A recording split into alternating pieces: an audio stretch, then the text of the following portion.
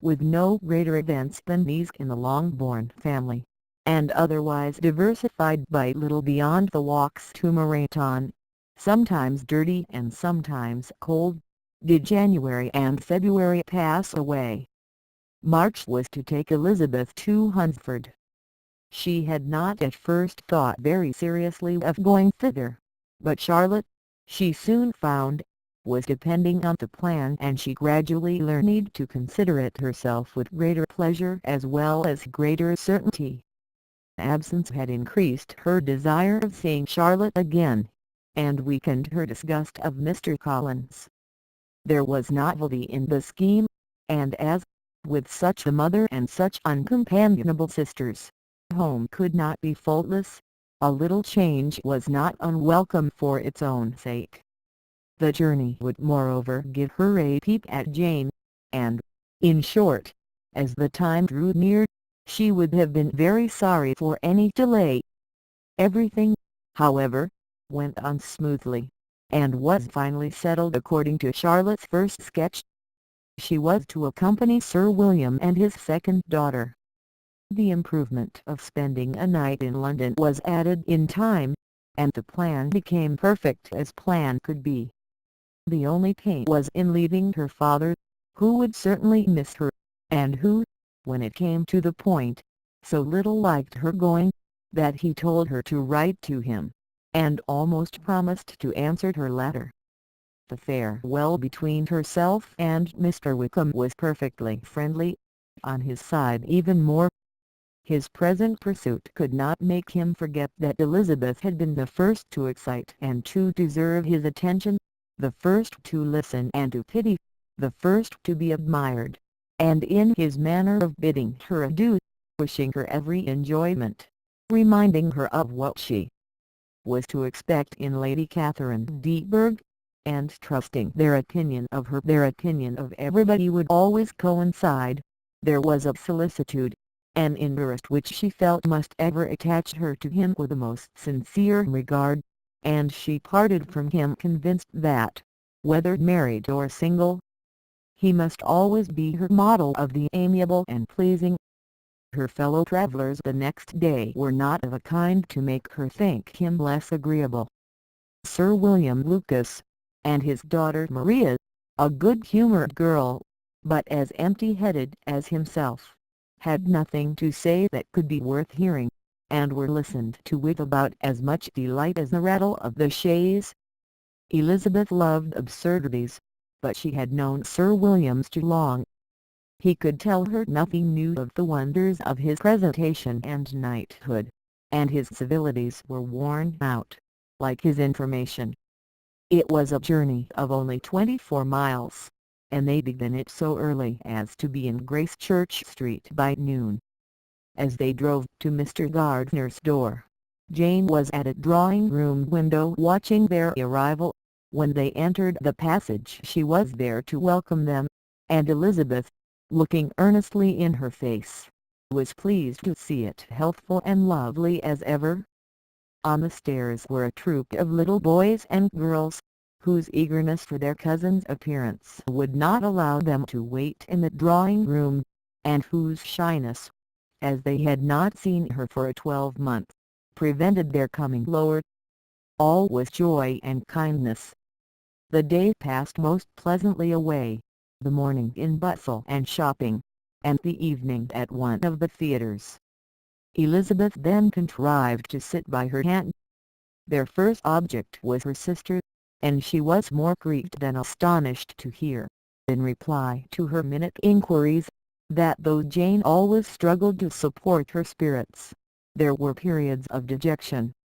It was reasonable, however, to hope that they would not continue long.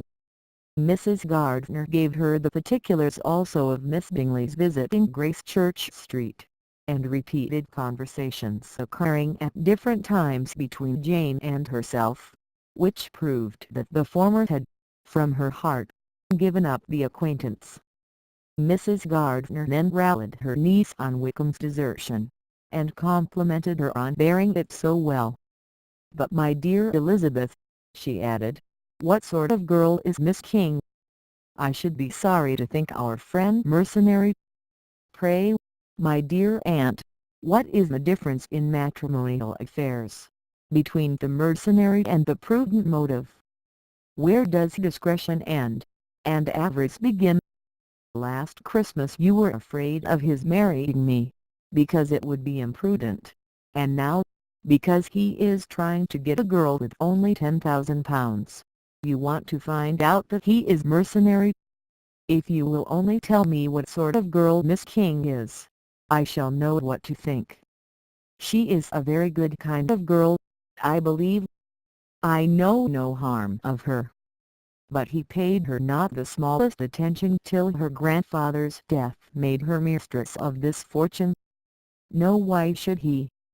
If it were not allowable for him to gain my affections because I had no money, what occasion could there be for making love to a girl whom he did not care about, and who was equally poor? But there seems an indelicacy in directing his attentions towards her so soon after this event. A man in distressed circumstances has not time for all those elegant decorums which other people may observe. If she does not object to it, why should we? Her not objecting does not justify him. It only shows her being deficient in something herself, sense or feeling. Well, cried Elizabeth, have it as you choose. He shall be mercenary, and she shall be foolish. No, Lizzie, that is what I do not choose. I should be sorry, you know, to think ill of a young man who has lived so long in Derbyshire. Oh, if that is all, I have a very poor opinion of young men who live in Derbyshire, and their intimate friends who live in Hertfordshire are not much better. I am sick of them all. Thank heaven. I am going tomorrow where I shall find a man who has not one agreeable quality, who has neither manner nor sense to recommend him. Stupid men are the only ones worth knowing, after all. Take care, Lizzie, that speech savours strongly of disappointment. Before they were separated by the conclusion of the play, she had the unexpected happiness of an invitation to accompany her uncle and aunt in a tour of pleasure which they proposed taking in the summer. "We have not determined how far it shall carry us," said Mrs. Gardner, "but, perhaps, to the lakes." No scheme could have been more agreeable to Elizabeth, and her acceptance of the invitation was most ready and grateful. "Oh, my dear, dear aunt," she rapturously cried, "what delight! What felicity! You give me fresh life and vigor. Adieu to disappointment and spleen. What are young men to rocks and mountains? Oh, what hours of transport we shall spend! And when we do return, it shall not be like other travellers, without being able to give one accurate idea of anything. We will know where we have gone, we will recollect what we have seen. Lakes, mountains, and rivers shall not be jumbled together in our imaginations, nor when we attempt to describe any particular scene, will we begin quarrelling about its relative situation. Let our first effusions be less insupportable than those of the generality of travellers,